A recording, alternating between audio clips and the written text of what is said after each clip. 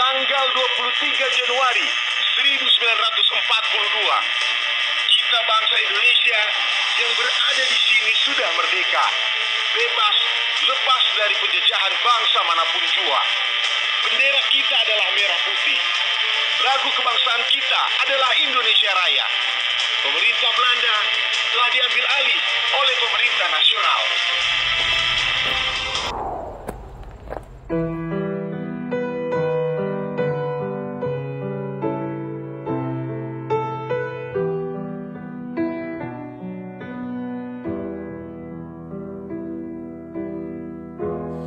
Surya tenggelam ditelan kabut kelam, senja nan muram di hati remuk redam.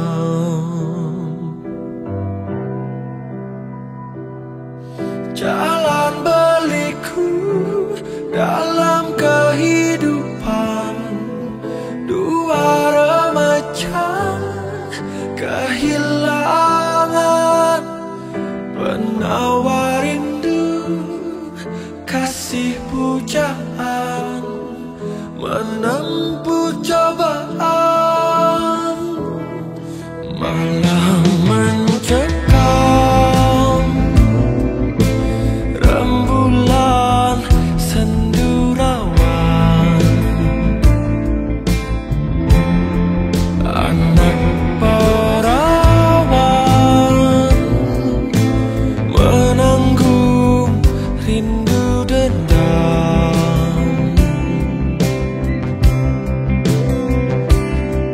Jalan berliku dalam kehidupan dua remaja kehilangan penawar rindu, kasih pujaan menempuh cobaan.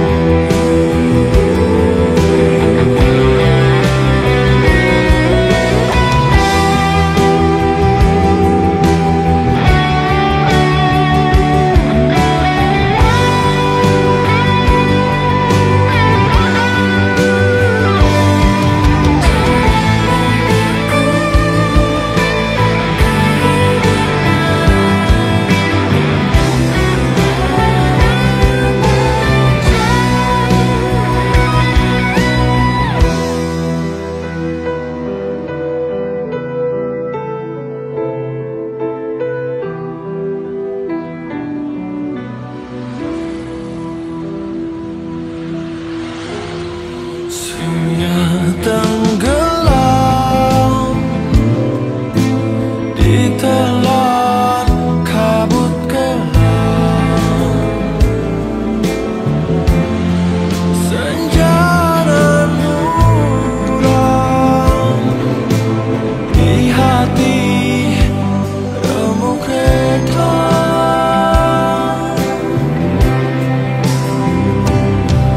Jalan berliku dalam kehidupan dua remaja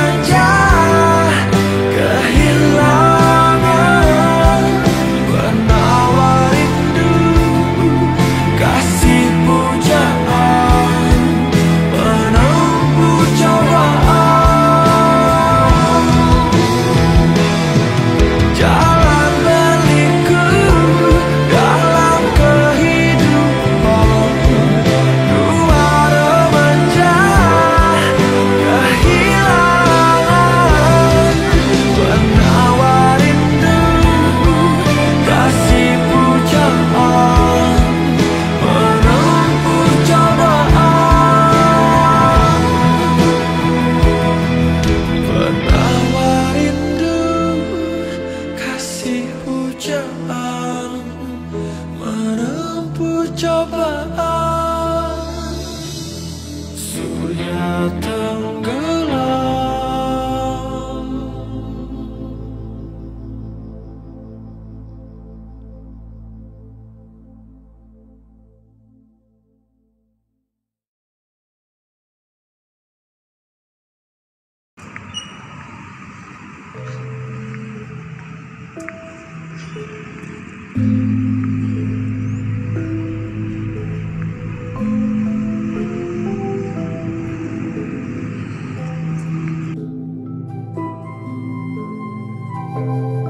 Assalamualaikum warahmatullahi wabarakatuh. Sampurasun. Apa kabar dulur-dulur baraya warga negara Indonesia? Tetap semangat di tahun baru Islam 1446 Hijriah atau 2024. Mungkin ini video tayang ya menjelang detik-detik proklamasi pemirsa.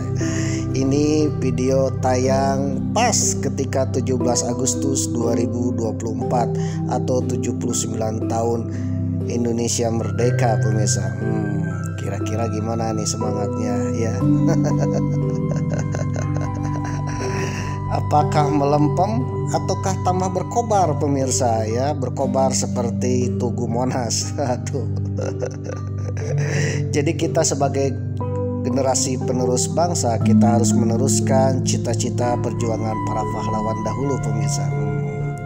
Karena para pahlawan dahulu rela berjuang ya, mengorbankan jiwa, raga, harta benda dan tidak ogah-ogahan pemirsa. Jadi kalau kebayang para pahlawan kita dulu ogah-ogahan, mungkin kita hari ini tidak merdeka pemirsa ya. Dan mungkin kita tidak akan merasakan kemerdekaan pemirsa. Waduh. Dan mungkin tidak akan memeriahkan kemerdekaan seandainya kita tidak merdeka akibat pahlawannya ogah-ogahan. Oleh karena itu jiwa pahlawan itu tidak ogah-ogahan pemirsa ya. Pahlawan itu rela berkorban jiwa dan harta benda dan juga pantang mundur. Waduh. Oleh karena itu sebagai generasi penerus bangsa, jiwa-jiwa pahlawan ini harus tetap ya dilestarikan sebagai generasi penerus bangsa. Jangan sampai ogah-ogahan pemirsa. Oleh karena itu kita harus tetap semangat ya untuk menggapai cita-cita, semangat membangun bangsa. Karena siapa lagi yang akan meneruskan cita-cita pahlawan selain diri kita, selain generasi berikutnya, selain generasi kita semua pemirsa. Jangan sampai generasi kita semua ya memupus harapan cita-cita para pahlawan pemirsa. Jangan sampai negeri yang kita cintai dan diperjuangkan itu berantakan pemirsa, gara-gara generasi berikutnya ogah-ogahan pemirsa,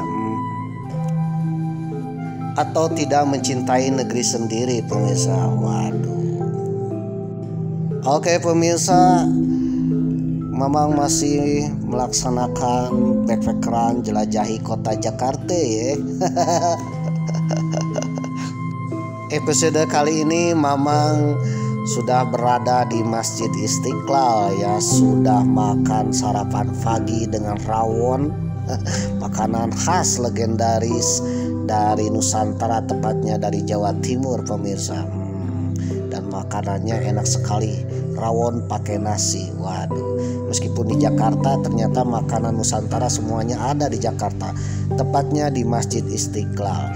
Jadi bagi kalian yang sedang backpackeran, musafiran ya, pergi ke kota Jakarta untuk menghemat, bisa datang ke Masjid Istiqlal pemirsa.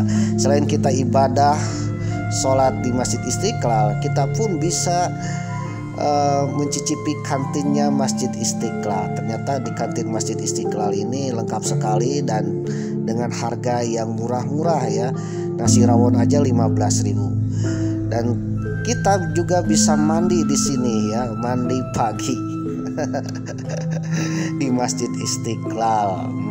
Setelah mandi, Mamang akan berangkat lagi jelajahi kota Jakarta ya.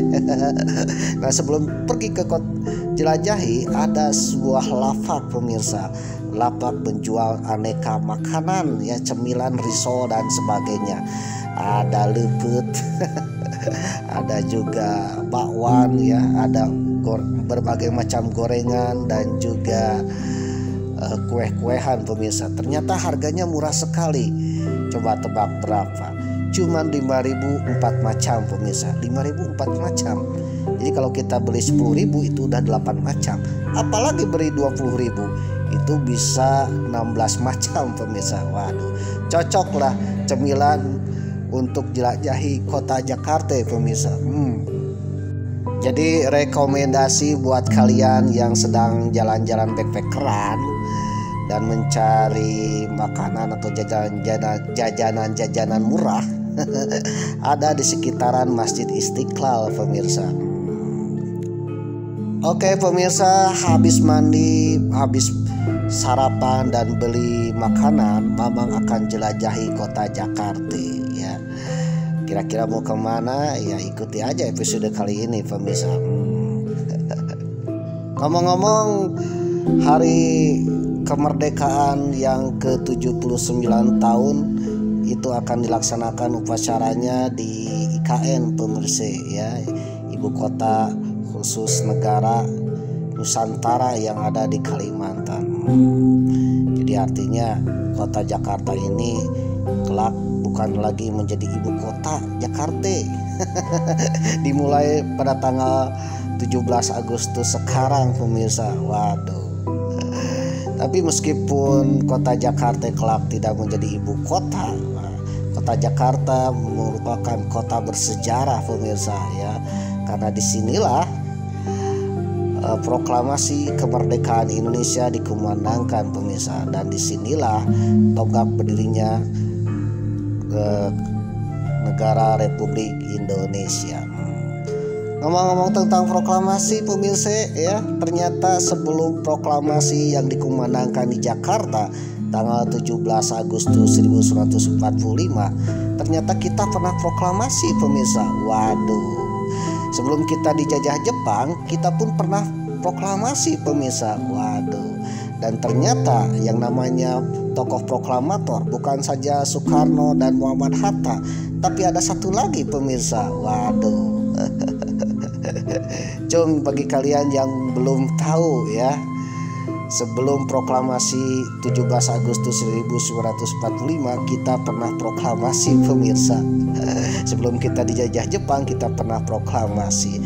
Dan itu bukan hoax ya, dan juga bukan dongeng, tapi benar-benar peristiwa terjadi pemirsa. Kira-kira di mana nih? Siapa di antara kalian yang belum tahu nih? Bagi kalian yang belum tahu ya, kalian bisa jangan skip video Mamang. Tapi kalau kalian sudah tahu ya simpel dengan Mamang, skip aja lah. Kira-kira di mana proklamasi kemerdekaan Indonesia sebelum tanggal 17 Agustus 1945? Apakah di Tasikmalaya? Dilansir dari historia.id dengan judul artikel Merah Putih Berkibar di Gorontalo Merdeka. Waduh. Setelah ditinggalkan oleh Belanda pada tahun 1942, Gorontalo sempat menjadi kawasan yang merdeka. Waduh, Gorontalo itu merdeka ya. Bala tentara Jepang kemudian meluluhlantakkan kemerdekaan itu dan bubar. Ditulis oleh M. Fadzil Pamungkas, edisi 18 Juni 2021. Desas-desus kekacauan Perang Dunia Kedua berhembus kencang di kalangan rakyat Gorontalo pada permulaan tahun 1942. Pada saat itu Gorontalo dan Hindia Belanda atau Indonesia masih dijajah Belanda pemirsa. Negeri Belanda dikabarkan tengah berada di ambang kehancuran akibat perang terus berkecamuk di benua biru alias Eropa. Kekacauan itu pun diyakini akan memberikan dampak kepada pemerintahan mereka di Hindia Belanda. Berita perang besar itu disambut sukacita oleh rakyat Gorontalo. Waduh. Orang Belanda ketar-ketir, tapi orang Gorontalo dan juga orang Indonesia itu bahagia pemirsa. Ya mirip besok hari libur pemirsa. Waduh. Mereka akhirnya bisa merasakan kebebasan setelah sekian lama hidup di bawah tekanan imperialisme Belanda. Rakyat siap menyambut kebebasan yang amat mereka idam-idamkan tersebut. Benar saja, tidak lama setelah tersebarnya kabar itu, pemerintahan Hindia Belanda di Gorontalo mulai kehilangan kendali dalam memerintah. Mereka tidak lagi mampu mengontrol gejolak yang terjadi di masyarakat. Bahkan sebagian petinggi-petinggi Belanda ya mulai berkemas ya, mulai mengumpulkan barang-barang dan dimasukkan ke kardus pemirsa. Waduh, dan siap hengkang dari Gorontalo karena sebentar lagi Jepang akan datang. Waduh. Laskar pejuang Gorontalo pun dengan mudah merebut wilayahnya. Ada laskar-laskar pejuang ya, para pemuda Gorontalo mulai mengambil alih kekuasaan di Gorontalo pemirsa. Mereka berhasil mengamankan pusat komando Belanda. Sempat terjadi pertempuran di sejumlah tempat di Gorontalo antara Laskar Rakyat dengan Verenigingkorps PC ya, yaitu sebagai tentara penjaga keamanan di Gorontalo pemirsa, yang tugasnya untuk membumi hanguskan segala aset Belanda andai pemerintahan mereka mengalami kejatuhan. Jadi desas-desus bahwa Jepang akan masuk ke Gorontalo pemirsa oleh pemerintah pusat Hindia Belanda, tolong pemerintah Belanda yang di Gorontalo bumi hanguskan Gorontalo supaya Jepang tidak bisa mengambil alih Gorontalo. Para anggota PC Gorontalo menyasar aset orang-orang Belanda di bidang irigasi, pelabuhan, infrastruktur, dan bahan makanan. Namun pergerakan mereka cepat diketahui oleh para laskar rakyat, dan akhirnya para laskar rakyat dan para pemuda itu bahu-membahu ya menangkap para PC yang hendak membumi hanguskan Gorontalo. Di bawah komando Kusno Danupojo dan Nani Wartavone, para pejuang pun berhasil menduduki bangunan-bangunan serta fasilitas-fasilitas utama milik pemerintah Hindia Belanda seperti kantor pos, kantor polisi, tangsi militer, asrama militer, rumah kepala residen, dan lain sebagainya. Bahkan dikabarkan kepala pemimpin Belanda ya dan juga tentara-tentara Belanda itu buka seragam pemirsa dan lari tunggang langgang ketika mendengar Jepang sudah mendarat di Tarakan dan bentar lagi akan memasuki Gorontalo. Waduh. Di sana jugalah untuk pertama kalinya para pemuda memasuki area-area perkantoran milik Belanda dan juga tangsi-tangsi militer dan kantor polisi Belanda pemirsa. Ketika berkibar bendera Belanda di atas tiang, tiba-tiba para pemuda menurunkan bendera Belanda dan merobek warna birunya pemirsa dan dikibarkan lagi menjadi bendera merah putih. Jadi pertama kalinya bendera merah putih itu dikibarkan itu di Gorontalo pemirsa. Waduh. Tidak banyak orang yang mengetahui suatu peristiwa penting bersejarah di Sulawesi atau Gorontalo. Penting karena ketika seluruh tanah air sedang dalam kecemasan dan kekacauan pikiran lantaran mundurnya tentara Belanda di awal tahun 1942 dan lantaran tibanya bencana Perang Dunia Kedua disusul dengan penyerbuan tentara Dainippon alias Jepang dari utara, maka di suatu sudut tanah air yaitu Gorontalo berkibarlah pertama kali bendera pusaka Sang Dewi Warna sebagai hasil dari perebutan kekuasaan pemerintah Hindia Belanda yang dilakukan oleh patriot-patriot Indonesia. Demikian menurut buku Republik Indonesia Provinsi Sulawesi yang diterbitkan Kementerian Penerangan Republik Indonesia. Peristiwa perebutan kekuasaan itu sebagaimana disebutkan Sutrisno Putoyo DKK dalam Sejarah Revolusi Kemerdekaan Daerah Sulawesi Utara terjadi pada tanggal 23 Januari 1942. Masyarakat lalu mengenalnya sebagai peristiwa patriotik, yaitu pengibaran bendera merah putih dengan gagah berani. Meski tidak meliputi semua daerah di Pulau Sulawesi, tetapi ada banyak tempat di sekitar Sulawesi Utara yang melakukan hal serupa seperti di Gorontalo, diantaranya Manado, Toli-Toli, dan Luwu. Nani Wartabone dan Kusno Danupojo bersama 8 orang pemuka rakyat serta segenap rakyat Gorontalo juga menangkapi semua orang Belanda yang ada di Gorontalo dalam peristiwa patriotik tersebut. Mereka yang diamankan berasal dari kalangan pemerintahan Belanda, militer Belanda, dan wakil-wakil kantor perdagangan Belanda. Seluruhnya dijebloskan ke dalam tahanan dengan diberikan jaminan keselamatan dan perlindungan. Peristiwa penangkapan orang-orang Belanda cepat menyebar ke seluruh Gorontalo. Masyarakat lalu berbondong-bondong pergi menuju halaman kota. Di sana sebagai pemimpin pergerakan, Nani Wartabone naik ke podium untuk memberikan pidato. Menurut Jeff Toy, DKK dalam sejarah perlawanan terhadap imperialisme dan kolonialisme di Sulawesi Utara. Nani Wartabone di hadapan seluruh rakyat yang hadir, dia menyatakan bahwa Gorontalo sudah merdeka dan di daerah itu sudah tidak ada lagi pemerintah Belanda. Wartabone juga meyakinkan seluruh rakyat bahwa kedepannya bangsa Indonesia akan mampu menguasai negaranya sendiri.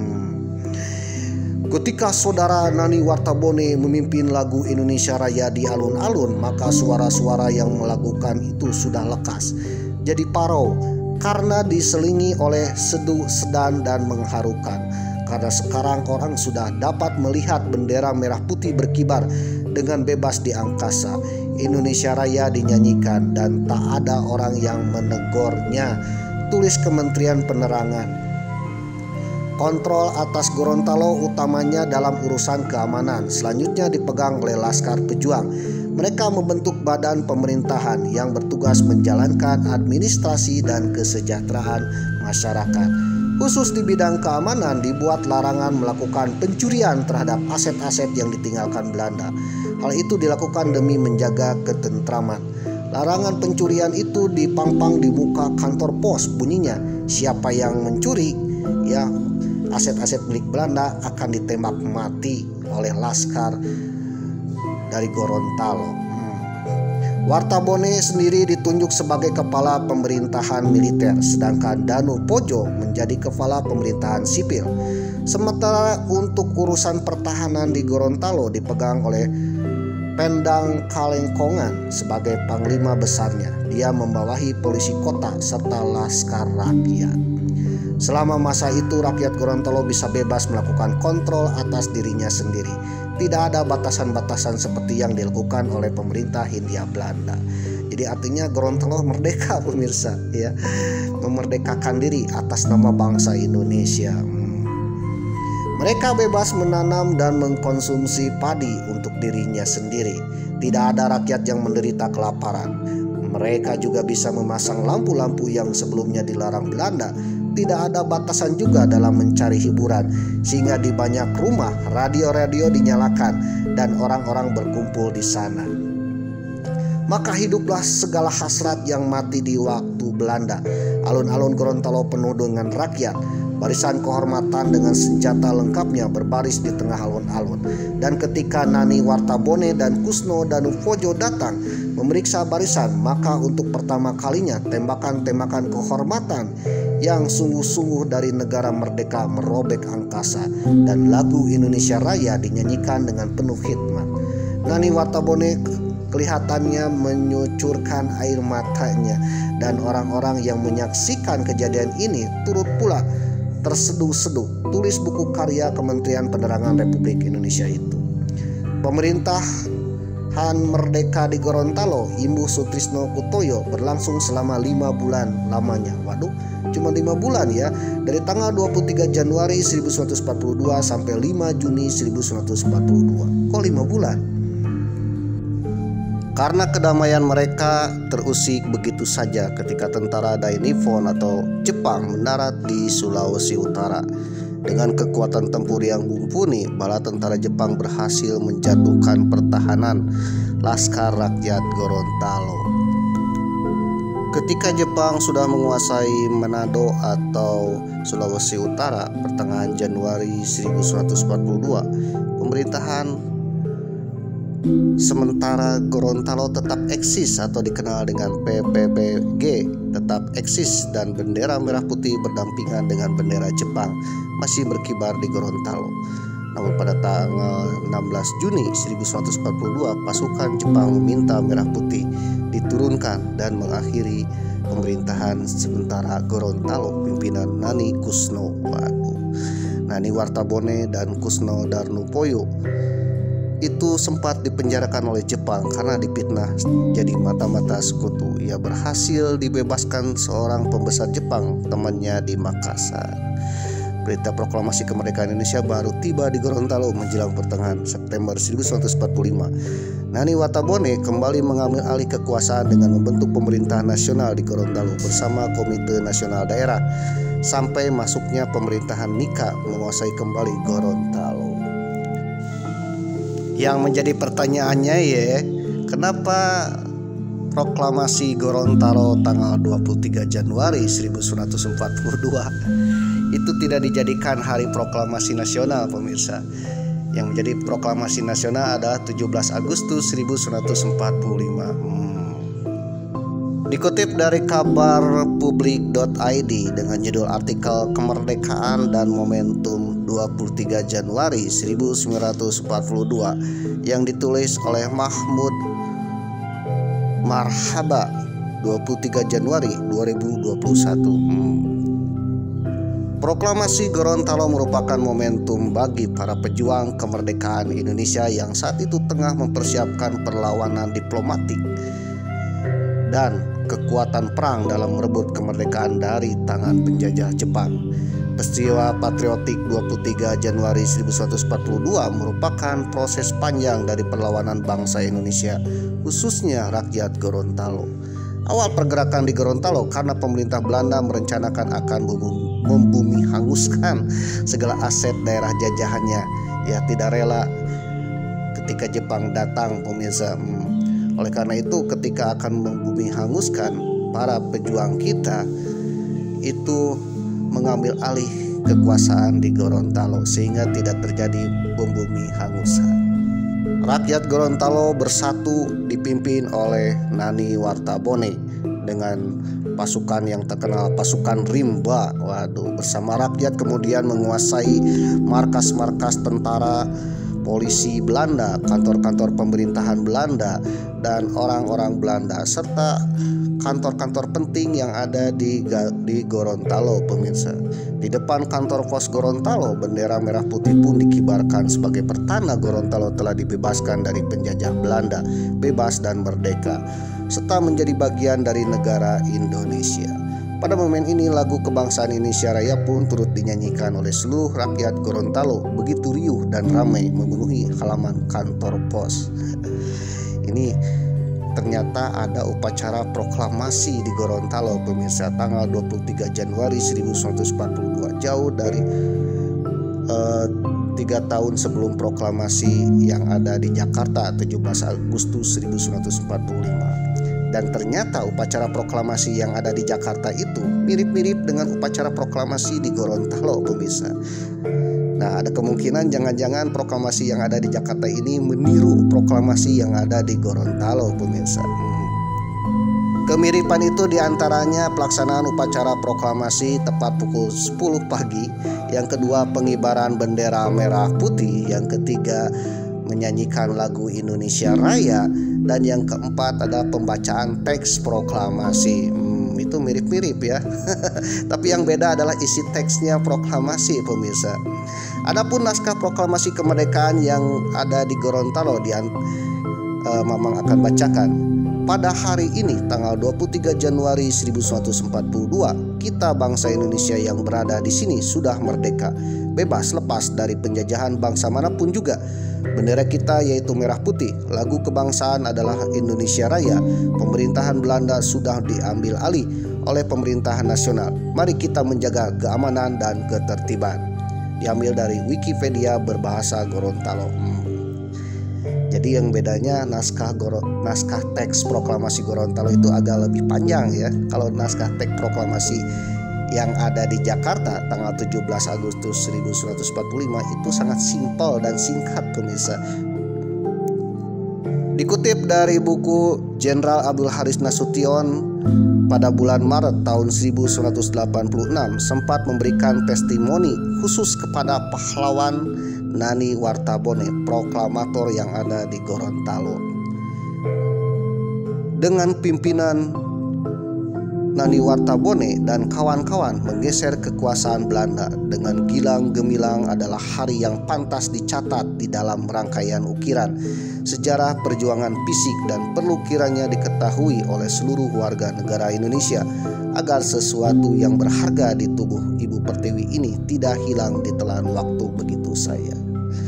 Perlu disadari bahwa di masa lampau dalam situasi dan kondisi waktu itu adalah langka untuk mencari seorang pemimpin yang berani, jujur, dan cerdas seperti yang dilahirkan oleh Bumi Gorontalo. Semangat 23 Januari 1942 adalah pencerminan watak manusia merdeka yang ikhlas mengorbankan segala-galanya demi untuk kemerdekaan. Berkat semangat patriotik Nani Wartabone, maka Nani Wartabone pun mengibarkan bendera merah putih dan juga proklamasi untuk menyatakan kemerdekaan. Namun kemerdekaan di Gorontalo ini merupakan kemerdekaan lokal. Nah, untuk membedakan antara kemerdekaan Gorontalo dengan kemerdekaan yang ada di Jakarta, maka pemerintah Soekarno membedakan dengan nama Hari Patriotik. Ya, Hari Patriotik disematkan kepada Nani Wartabone ketika mendeklarasikan kemerdekaan di Gorontalo tahun 1942. Ketika 17 Agustus 1945 di Jakarta diproklamasikan oleh Soekarno yang menyatakan bahwa Indonesia sudah merdeka. Bagaimana dengan kondisi yang ada di Gorontalo? Nani Wartabone beserta jajarannya menyatakan bahwa Gorontalo bagian dari Republik Indonesia dan menyatakan bahwa Gorontalo sudah merdeka beserta dengan tanggal 17 Agustus 1945. Soekarno datang ke Gorontalo 2 kali. Yang pertama pada tahun 1951, kedatangannya ke Gorontalo adalah bagian dari merajut keutuhan bangsa Indonesia dari sejumlah pergolakan di daerah timur. Dipilihnya ke Gorontalo sebagai bagian dari tur Soekarno bukan tanpa alasan. Secara historis, Gorontalo punya peranan penting dalam pembentukan nasionalisme berbasis daerah yang dikenal dengan Gerakan Revolusi Damai. Gerakan ini diperkasai oleh Nani Wartabone pada tanggal 23 Januari 1942. Bahwa Gorontalo juga adalah suatu daerah di mana yang mengumandangkan proklamasi pertamanya sebelum proklamasi yang ada di Jakarta.